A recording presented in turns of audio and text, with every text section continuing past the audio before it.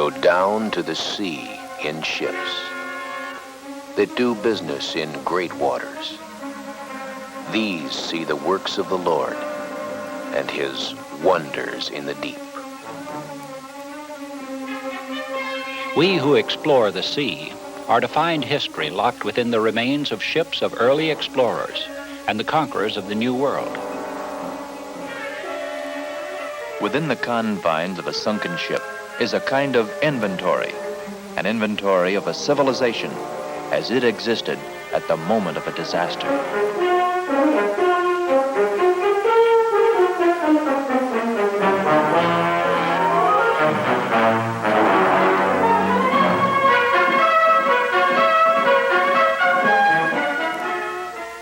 Dr. A.B. Rechnitzer is Director of Ocean Sciences for Ocean Systems Operations of North American Rockwell Corporation. Dr. Rechnitzer is also actively engaged in skin and scuba diving with CDAM and CDAM International.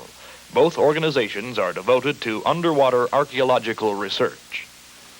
The exploration by the National Geographic Society that led to the recent discovery of the historic British ship Bounty serves to demonstrate that marine archaeology has indeed come of age. A majestic bird soars tirelessly on a steady trade wind over the Gulf of Mexico. He is known as the man-o-war bird. Built for sailing and a frequent companion of the sailor, he glides silently over the azure Caribbean. Below him lie his namesakes, sunken men-o-war which once flew the flags of Spain, England, and even America. Groups of men-o-war rise each day to cruise as black corsairs, as ominous as the pirate ships of yore. They were probably the sole witnesses to the drama that has occurred centuries before. They, like the pirates of the Caribbean, seek an easy booty from the unwary fishing birds that inhabit the area. Returning from a day's fishing effort, they are soon set upon by the black marauders. The attack is short but forceful. For the pirate, a free meal. The frightened prey gives up its catch of fish and seeks relief from further attack. Some refuge from the man-o-war is found on this barren spit, but ground temperatures of well over 100 degrees provide little comfort for the resting and family-minded birds. The proud man-o-war, red throat pouch inflated, returns to cruise lazily with his harem. Below him lies the whole of the Alcranes Reef, stretched 7 miles wide and 14 miles long against the splendor of the Caribbean sky. It has acquired an appropriate Spanish name, Arrecife Alcranes, or Scorpion Reef. Scorpion Reef, with her venomous sting poised to stun and incapacitate those who transgress her shoals. Once within the grip of her venomous fire coral, growth and grinding surf, even the modern vessel is not immune to destruction. This 1958 wreck already displays the ugly signs of her death battle with the reef as it pins her, a captive in the ceaseless torture of the waves, salt, and wind. It is here that we have come to systematically search, to methodically investigate, and to persistently probe for the remains of sunken men-o-war and merchantmen. As an archaeological site for exploration, the Alcranes Reef is ideal. Discussions with local fishermen revealed that some artifacts had been discovered earlier from nearby Isla Perez Beach, and that old anchors and unusual clumps of growth exist on the shoals. Further probing, plus interrogation of the area's fishermen, produced the possibility that at least 3 wrecks could be located with certainty. But geographical features for position reference and their precise location are lacking. Could the wrecks be found during our time on the reef? More careful plotting, further questions, more research. Finally, a plan of action was developed. The expedition would skirt the coastline, periodically sending divers over the side to investigate likely locations for sunken ships. Beginning each day, the divers and the expedition team prepare their equipment and head out for the hired fishing vessel. Doctors, lawyers, scientists, all are part of the technical team that will travel back into history. The excitement mounts as the hulk of an early freighter heralds that adventure lies ahead. The plans are firm. The plan of attack is set. The ship arrives at the first predetermined location and preparations for the exploration get underway. The divers descend into the warm, clear waters of the Gulf of Mexico. The sleek power of their spear guns contrasted against the silent, knowing ears of a metal detector, an instrument that will hopefully lead them to a wreck site. Through living coral gardens, the divers make their search, and almost without warning, it comes. Discovery. An anchor rests on the bottom, coated but not masked by years of growth. A closer look is enough to set the imagination whirling.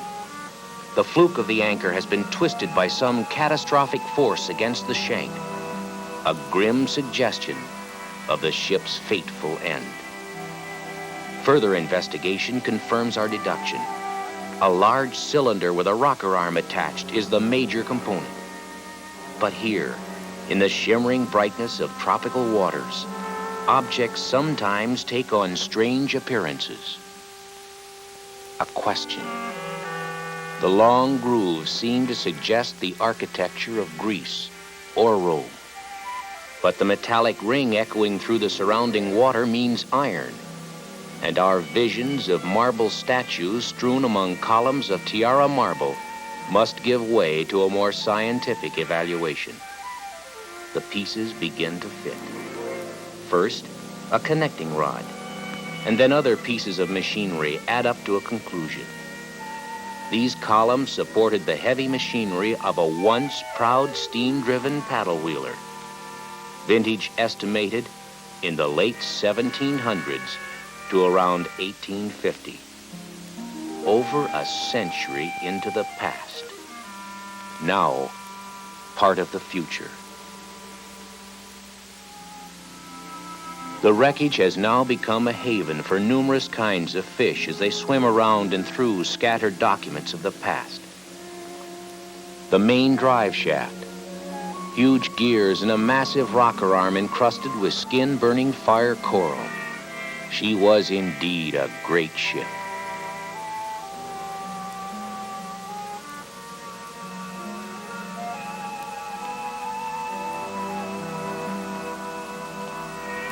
Before excavation activities can begin, 2 other ships must be located.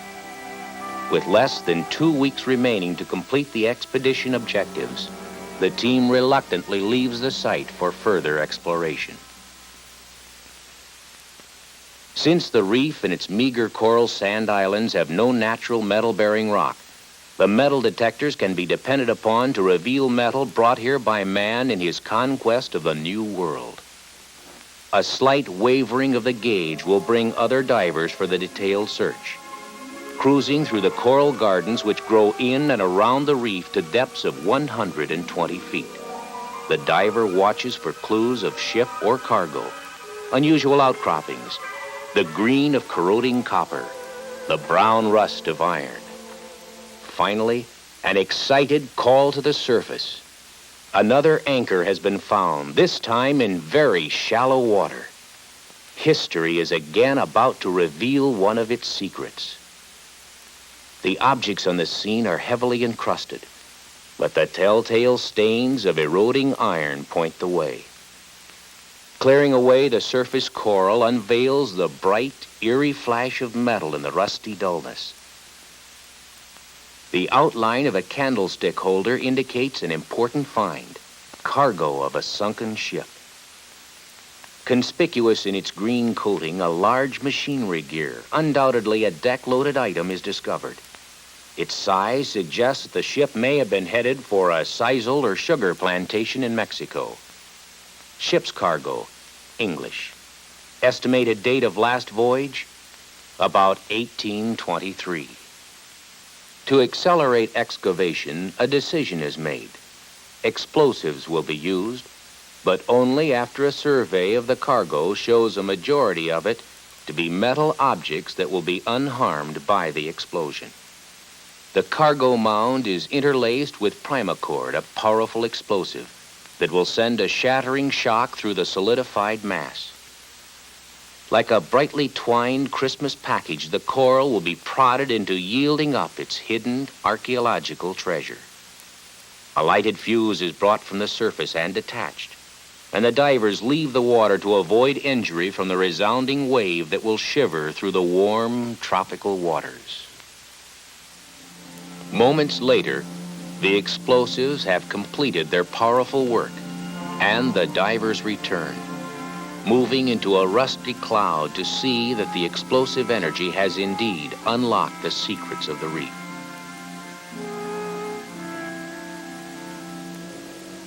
The divers begin their sampling. Some prize findings come free. The scrambled but well-preserved remains of a merchantman that made a journey and never arrived. Arrested, no doubt violently in its journey across the Atlantic to an inaccessible place in the shoals of Yucatan. Almost an ironic counterpart to the serious business below the surface is the light-hearted activity of some of the native fishermen who remain in camp to prepare for an afternoon of spearfishing. These men know the instinct and behavior of their quarry. They don't depend on stainless steel spears with expensive shafts and strings attached to recover the fish. They need only a free spear, a deep skin dive to 50 feet, and an accurate shot. Hold your breath and watch a real fisherman at work.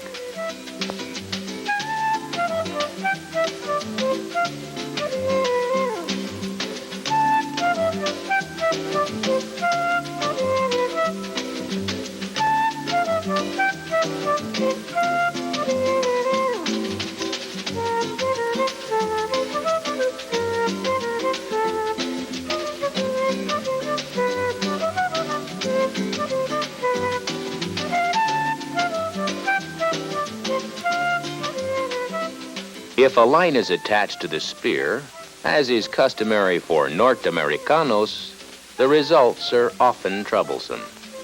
The larger fish will, by instinct, try to escape under the coral. This leaves the American fisherman in a quandary about how to recover his prey after it has passed through a narrow tunnel. One big fish after another, some weighing 200 pounds, is taken for sale in Progreso and Merida. One afternoon's take is enough to make a good fisherman feel like a bungling amateur, and in a way he is. Time to head for another likely location. The rusted former grandeur of a second hull is used as a reference point for another dive site. And the search resumes.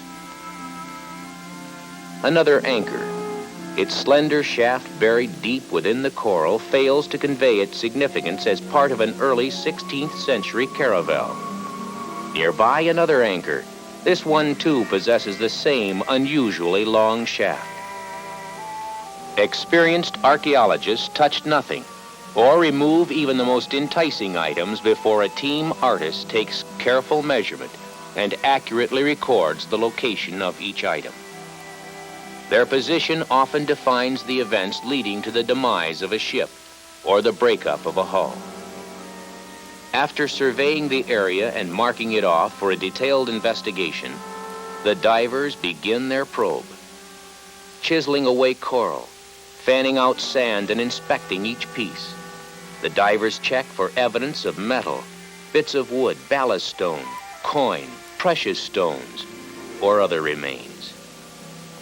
Finally, between the two anchor sites, a ballast stone is discovered.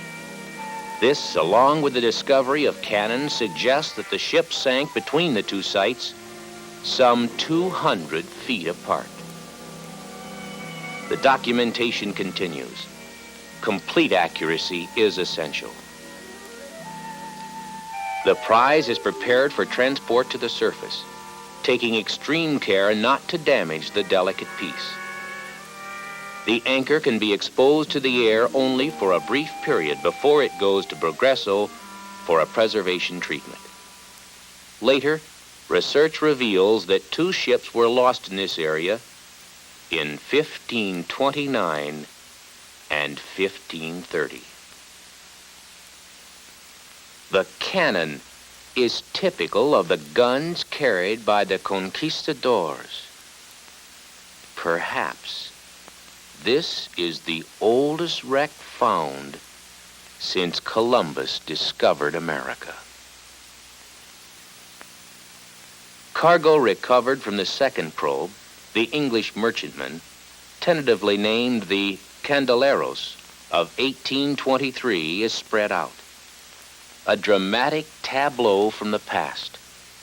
Dinner bells, cabinet handles, casters for pianos, bigots for wine barrels, scissors for cutting the wicks of candles, candlestick holders in various sizes and shapes, an early forerunner of the steam iron, the still preserved paper wrappings around a package of iron files.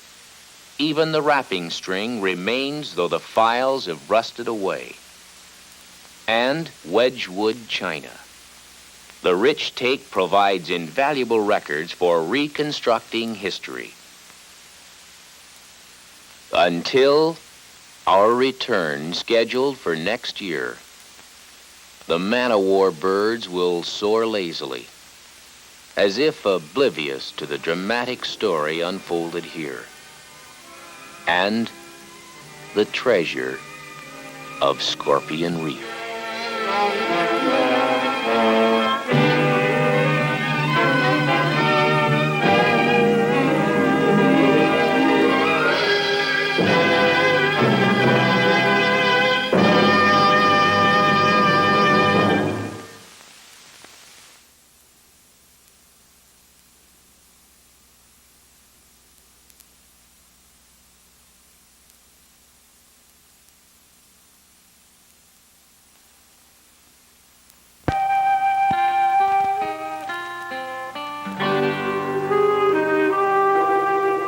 Litter of sunken ships bordering the coastlines of the New World, history is buried. Few of these hulks have been explored. Many were lost without knowledge of their location. Others have simply been forgotten in the passing of time.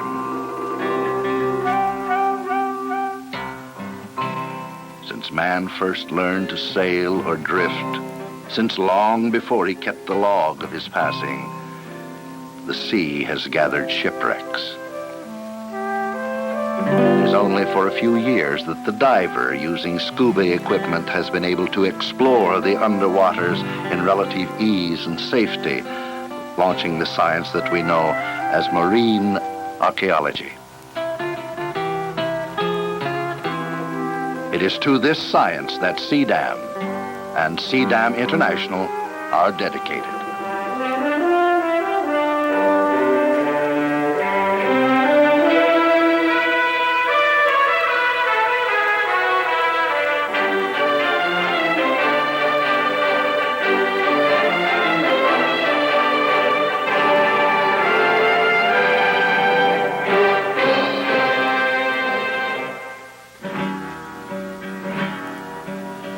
Yucatan, where Mayan ruins stand in mute testimony to the unequal contest between alien worlds half a millennium past.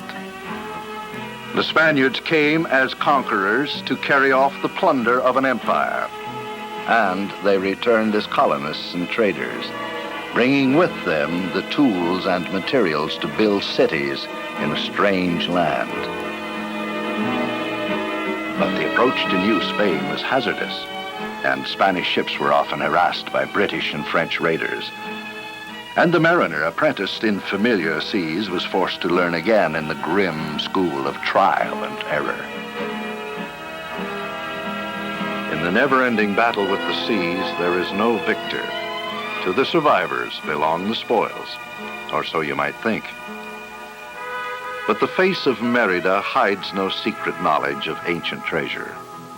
It lies where it has always lain, somewhere in the coral folds of Arrecife, Alcranes, or Scorpion Reef. At Merida, CDAM, a group of scientists and laymen, professionals and amateurs, converges with the aim of turning back another page in history. Abandoning the fruitless search for antiquities in Merida's shops and stalls, the expedition heads for the Yucatan shore to board their chartered vessel, the Yoyis, and make for Isla Perez, the site of their temporary camp.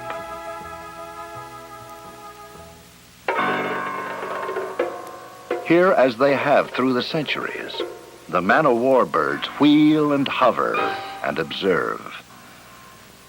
And over all, the ancient lighthouse of Isla Perez stands its futile watch, silent witness to the anguished death of ships and men.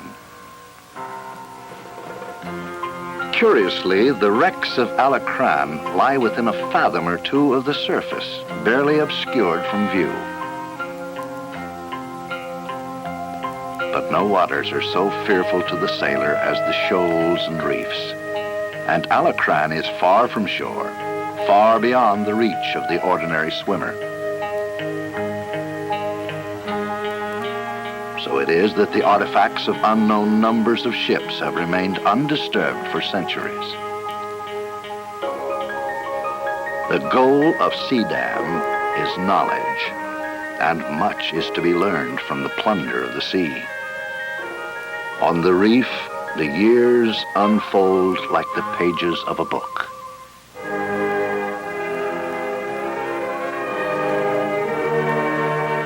Here lie the bones of the Fourth, proud ship of the Royal Mail Steam Packet Company, 1,900 tons, 450 horsepower, propelled by side paddle wheels. She was captured by the reef on February 1st, 1849. Yielded up in 1968. But all this is not immediately known to CDAM's divers, for the reef guards its secrets. They must be pried and wrested from the bottom.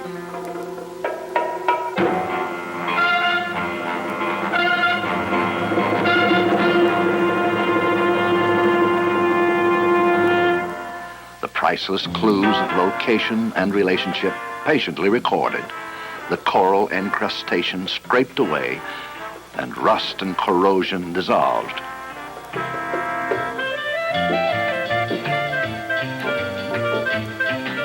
The obscure must be made visible. The fragments must be itemized and identified and classified. There are surprises. Several flasks of mercury, the quicksilver of some forgotten alchemist. How to handle it underwater? Extract it with a physician's syringe and pour it into a larger container to transport the precious liquid metal to the surface. The search of Scorpion Reef yields varied clues. Cobblestone ballast marking an 18th century wreck. A gold coin bearing the likeness of Charles IV of Spain, 1790. A silver coin of the Republic of Central America, dated 1837. Cannon bearing the crest of George III, and dating from shortly after the American Revolution. Boarding pistols, circa 1850. New stone china, Taishan flower design. period of 1820. Wedgwood china, dated 1823. And a chemist's mortar. Holloway's ointment, 447 Strand, London, England.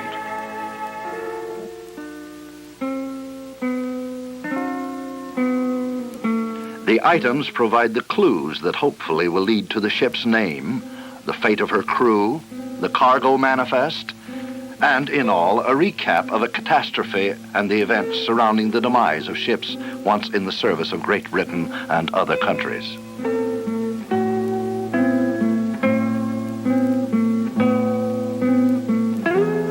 Much time will now be spent in further investigation, searching old records, logs and diaries and journals, the files of marine underwriters, of shipping companies and trading companies, the Admiralty reports, evidence presented in courts of inquiry, the news of war and disaster.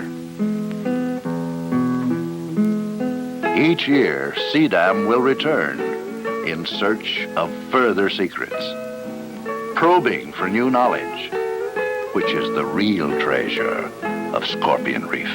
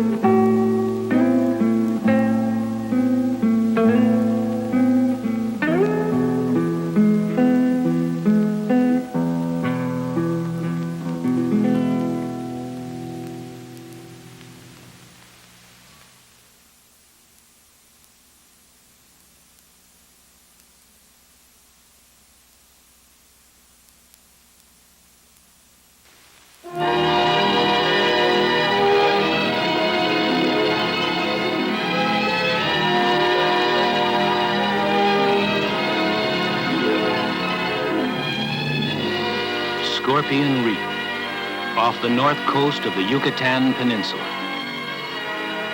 Members of CDAM's expedition enter the 85-degree water. Then they dive, 5 fathoms to a ship's grave.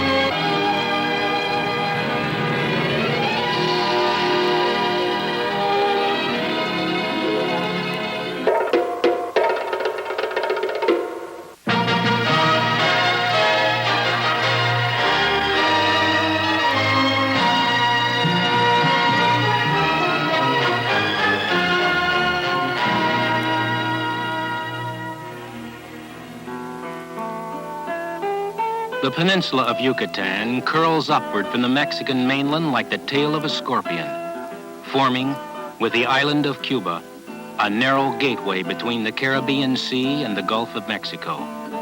A gateway for ships bound for the Mexican ports of Campeche, Veracruz, and Tampico.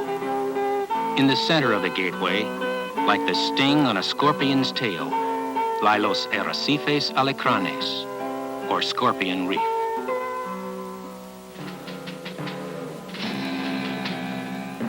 Over the centuries, the reefs have entrapped merchantmen and man-o-war alike, for the currents are strong and changing, and, especially in a winter storm, the thin white line of the reef is deceptively small. Alcranes Reef has, through time, become a graveyard of ships.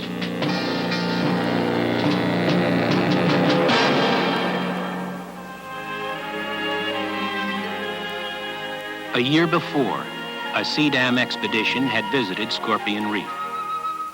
we'd explored the scattered remains of several lost ships and returned with artifacts that would help us trace their history.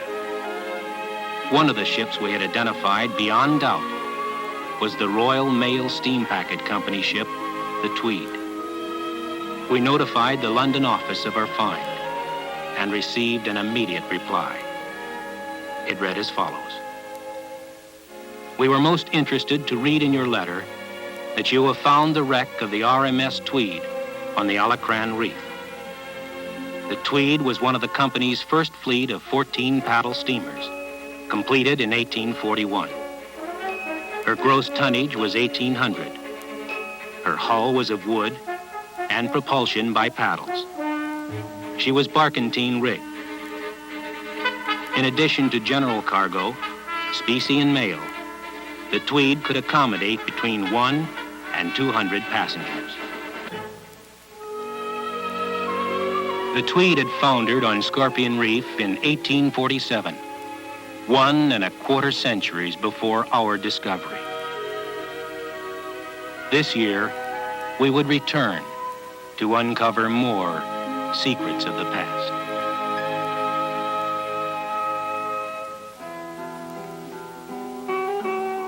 No place on Earth has such an abundance of archaeological treasure as the peninsula of Yucatan. The ruins and sacrificial wells of the ancient Mayans. Churches from the invasion of the Spanish conquistadores.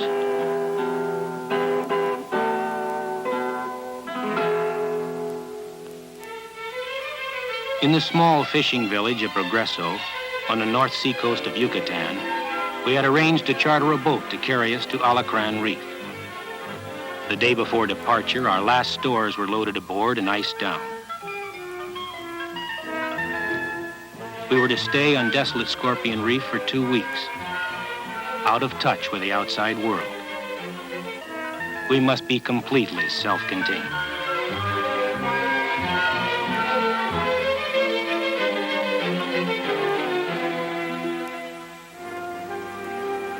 Our departure was at dawn of the following day. Alcranes lay 70 miles to the northeast.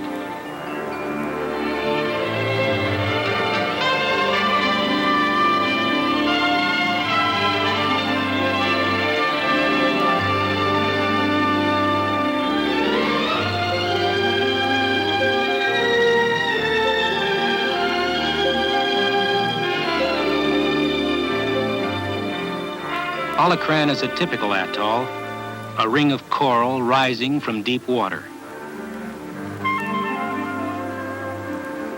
We threaded our way through a narrow passage in the reef and headed for the calm anchorage at Isla Perez, a small, low-lying spit of sand. There is ample evidence to show that this is truly a graveyard of lost ships. The only buildings on the island are the lighthouse and the keeper's quarters.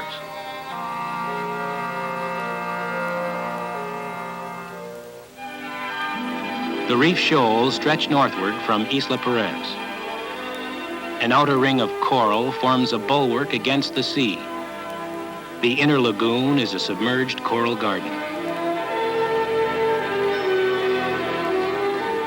Coral lives, forms its skeleton of limestone, and dies. The wave action on Alcranes grinds the remains into a matrix that settles around sunken objects, hardening into pavement coral, concealing them from view.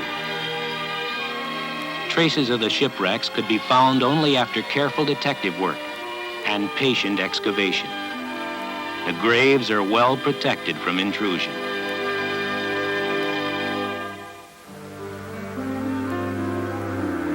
Only the approximate location of the Tweed could be determined, even though our methods are tried and true ones of the sea. The absence of prominent landmarks in the shoals and sand spits emphasizes the treachery of the reef, some 70 miles from land, in the middle of a heavily traveled sea lane.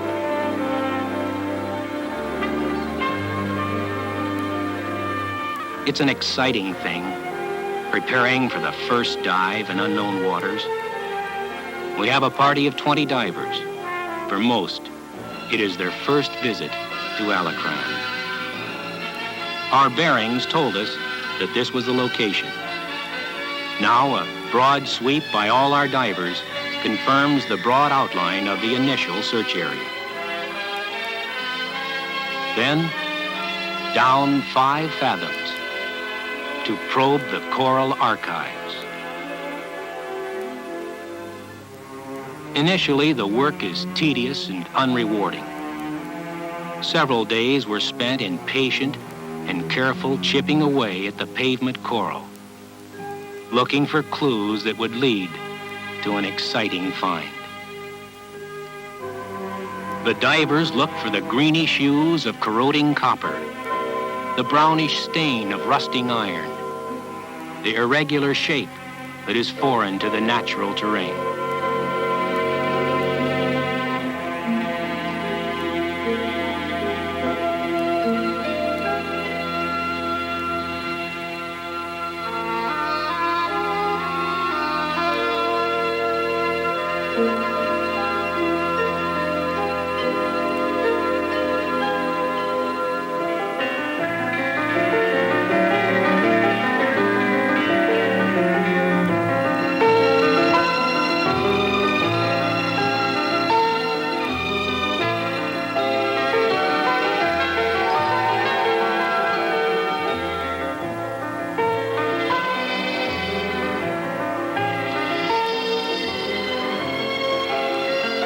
We are able to spend about 4 hours a day in our work underwater. The crystal clear waters of this area are warm and placid, so that diving is simple and pleasant. Many of the party wore long underwear as protection from the painful sting of the fire coral. The relatively shallow depth of the reef's waters allowed us to work for a fairly long time span on each dive.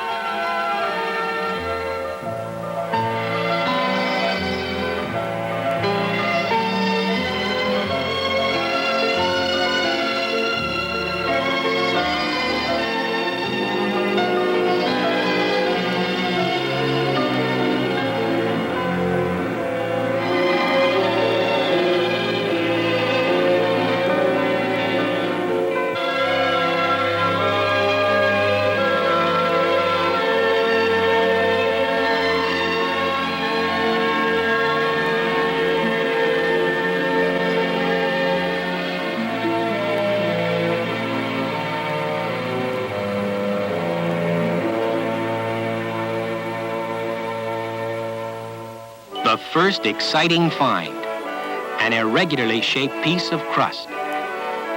Closer investigation shows it to be a gold bridge of false teeth.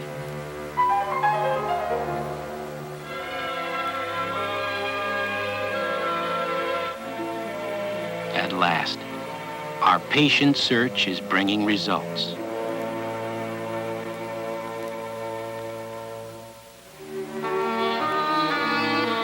The bridge work is in a remarkably good state of preservation.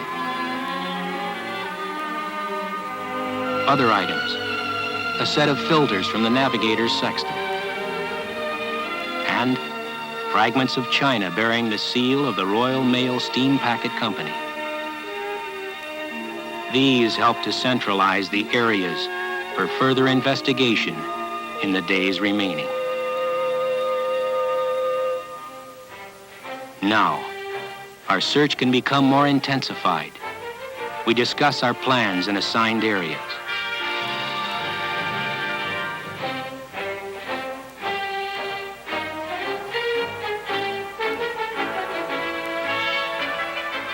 The divers on this expedition are from 2 main groups. The parent club of CDAM, standing for Club de Exploraciones y Deportes Acuáticos de Mexico, and CDAM International, an offshoot of the first group, primarily composed of Americans. The letters of CDAM now also stand for conservation, exploration, diving, archaeology, and museums. The search has been narrowed to several specific areas as a result of our initial finds.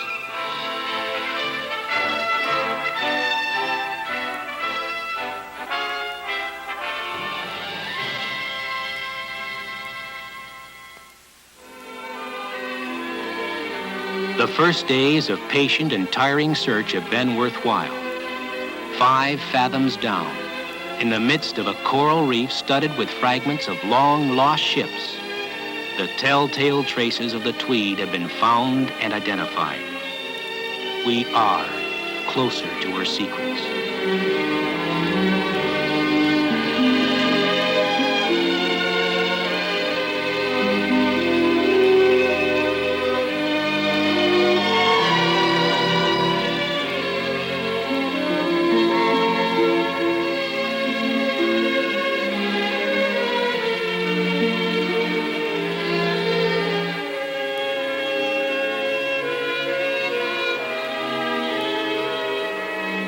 All of us have read the old report of the Tweed's disaster. She had left Southampton on December 17, 1846, bound for the West Indies. On February 9, 1847, she left Havana for Veracruz in Mexico. On board were 62 passengers and a crew of 89. She carried 1,115 bottles of quicksilver, valued at 18,000 pounds sterling, destined for the silver mines of Mexico. She traveled in continual heavy rain and strong northerly wind. On the night of February 11, 1847, the captain estimated that he was on a course which would carry them some 30 miles clear of the Alcranes Reefs, and he proceeded under steam and sail at a speed of 7 knots. Then, at 3:30 on the morning of the 12th, the lookout called "Breakers ahead." The engines were put full astern, but too late. The Tweed was driven onto an outlying coral spur, and in a short time she was broken in two and splintering on the reef.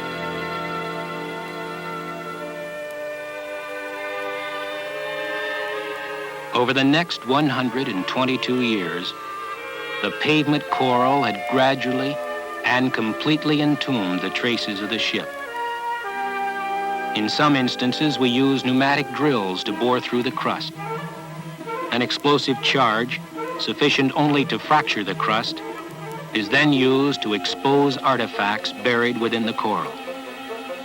But always, extreme care is used to protect both the artifacts which we seek and the environment in which they lie. A cutlass handle is found.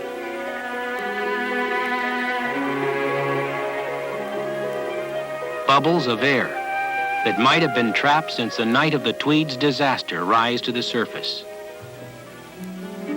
We remember more details from the British Shipping Company letter. They did not carry any armament on normal voyages. All that would have been on board the Tweed, therefore, were small arms, pistols and cutlasses. Many promising objects are now loaded into our improvised elevator. They are sent to the surface as we conclude another day's diving.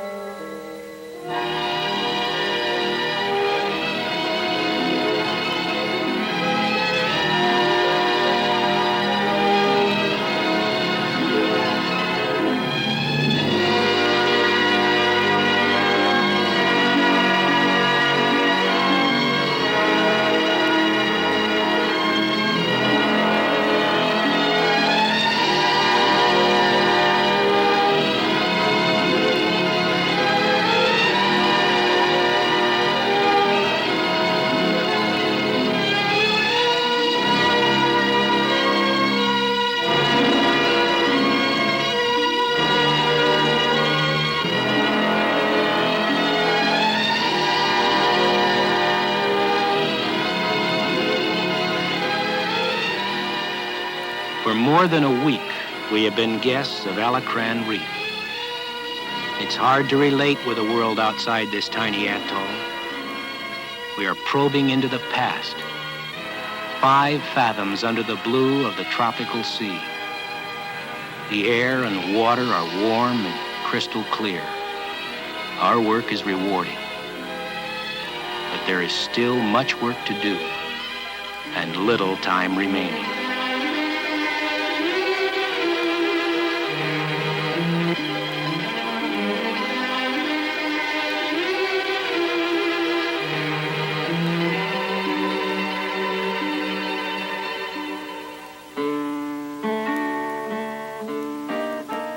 When we return to Isla Perez at the end of the day, we carefully clean the artifacts we have found and meticulously inventory each discovery.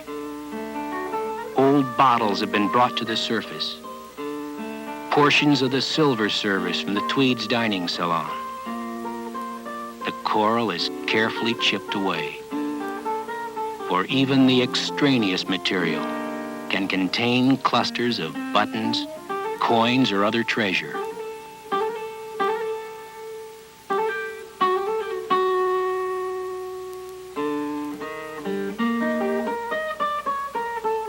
An old flintlock musket is also found. The wooden stock is long since vanished, but the chamber is still intact.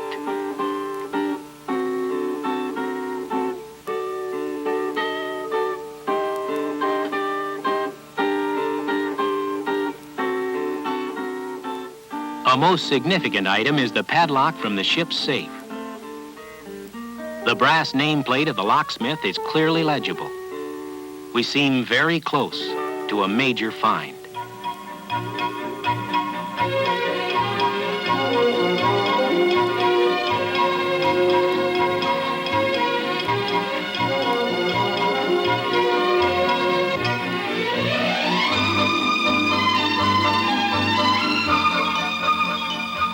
Time is running out. We are now in the final phase of our search.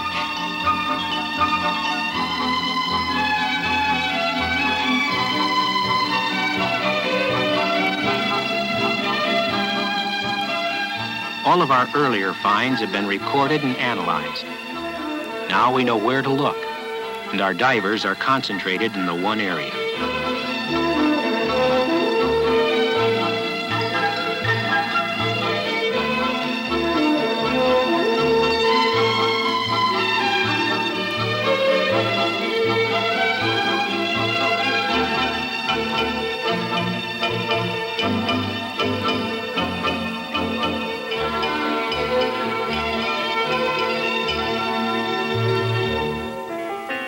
Among other things, the explosive charge has exposed the anchor chain of the Tweed. More silver is discovered. A crown from one of the serving dishes.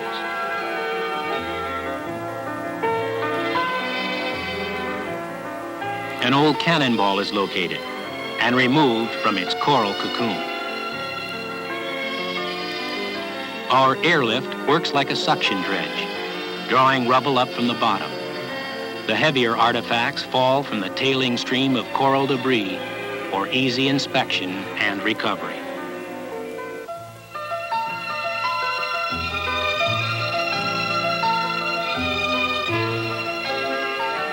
The thrill of a lifetime happens in front of our camera as this girl, who has worked patiently for nearly 2 weeks, finds a silver coin.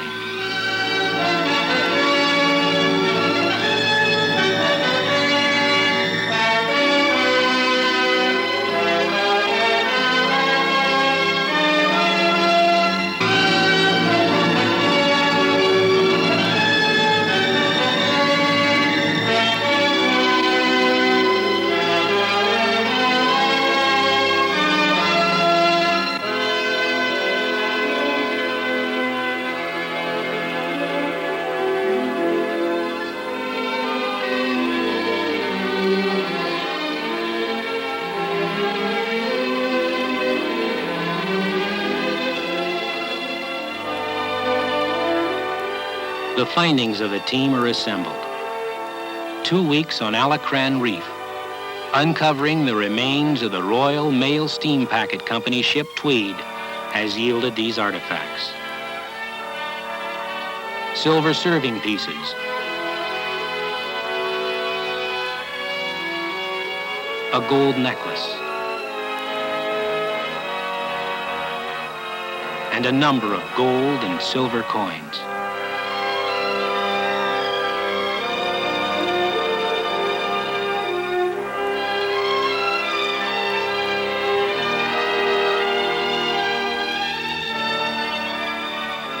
Some of the coins show the effects of quicksilver carried by the Tweed at the time of her loss. Our expedition to Scorpion Reef has met its goal. We have recovered enough coins and artifacts to shed new light on the demise of the Tweed. We are impressed, too, by the craftsmanship of the 19th century jewelry, such as this golden chain. It is superb.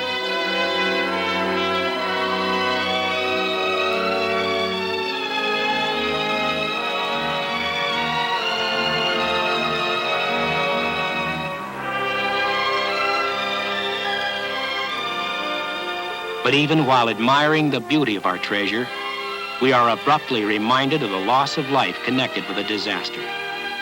A human tooth in the back of this gold watch gives rise to 100 different questions and as many answers.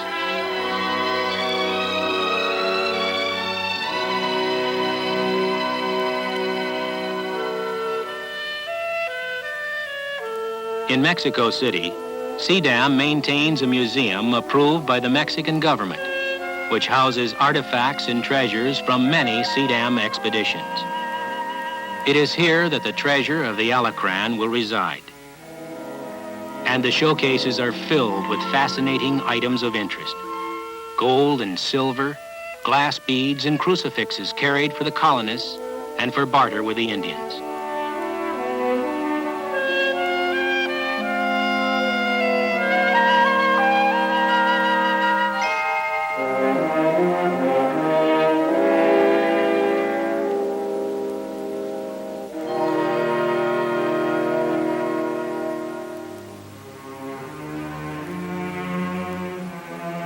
Our epilogue of Scorpion Reef.